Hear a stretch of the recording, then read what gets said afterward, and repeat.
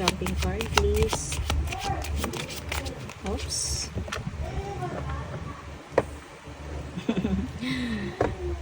So, meron tayo ditong 6 of cups. Strife arising from vanity. So, meron tayo ditong, some of you guys, no? Hirap na hirap magpatawad. Bakit kaya?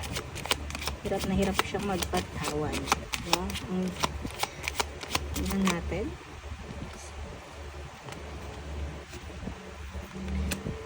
So,